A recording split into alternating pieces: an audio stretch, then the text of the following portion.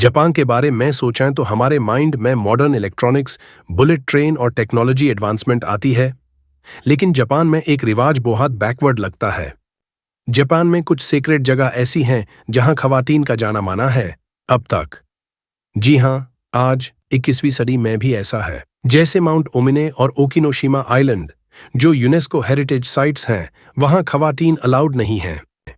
यह माना जाता है कि खवातीन सीक्रेट जगह को पोल्यूट करती हैं, जो पुरानी सोच का हिस्सा है।